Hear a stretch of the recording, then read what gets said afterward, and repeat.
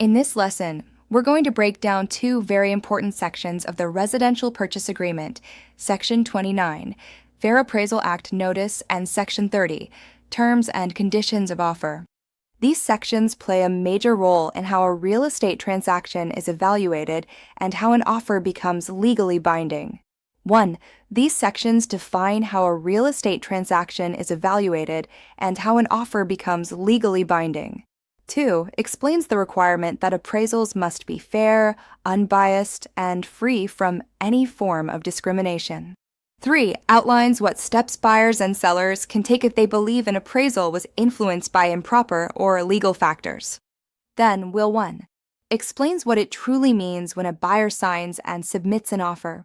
2. Clarifies which terms automatically become part of the contract once acceptance occurs. 3. Identifies when a counteroffer is required, especially if not all parties' initial key provisions. 4. Outlines the rights a seller retains before acceptance is delivered to the buyer. 5. Describes the buyer's responsibilities and obligations once their offer is formally accepted. By the end of this video, you'll understand how these two sections protect fairness in the valuation of property and define the legal power of a signed offer. Let's get started. Section 29A. Appraisal must be unbiased. What the section says. Any appraisal of the property must be 1. Unbiased. 2. Objective. 3. Not influenced by improper or illegal considerations.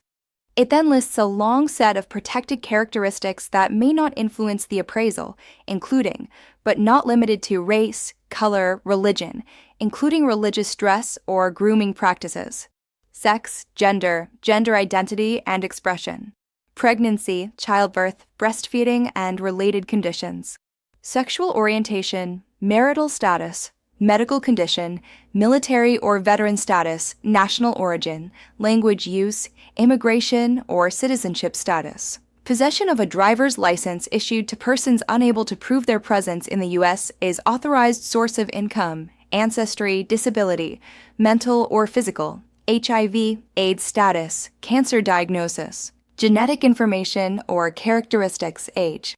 In simple terms, the appraiser is required to value the property based only on legitimate real estate factors, not on who lives there, what they look like, their background, or any other protected characteristic.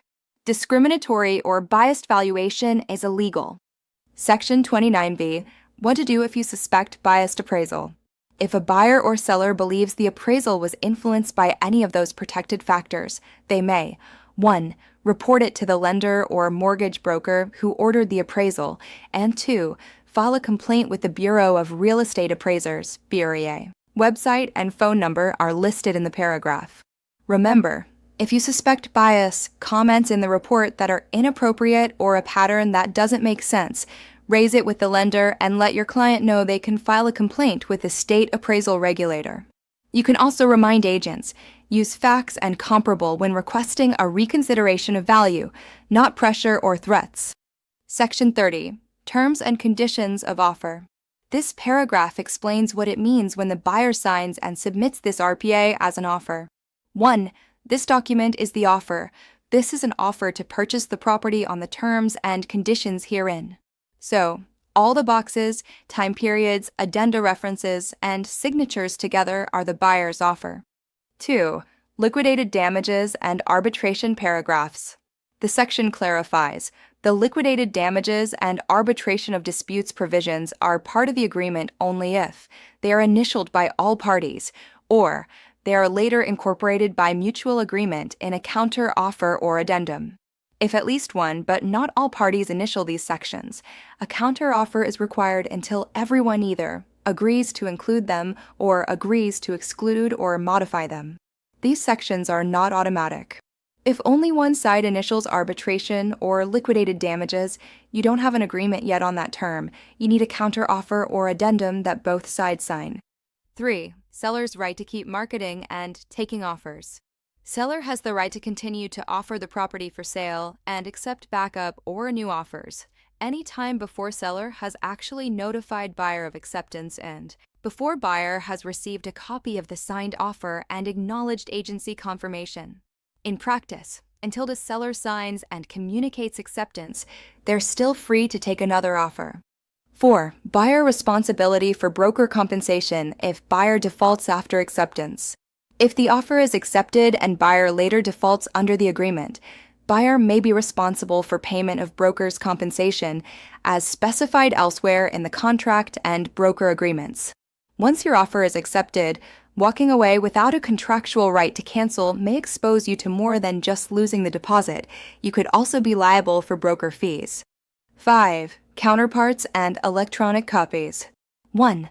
The agreement, any supplement, addendum, or modification may be signed in 2 or more counterparts, separate signature pages, all of which together count as one original. 2. This supports electronic signing and separate signature pages, very important in modern transactions. 6. By signing, you're deemed to have read the whole document. The paragraph ends with a strong statement. 1. By signing this offer or any other document in the transaction, the party is deemed to have read the document in its entirety. Why this matters. 1. Clients cannot later claim "I didn't read it" as an excuse for not understanding their obligations.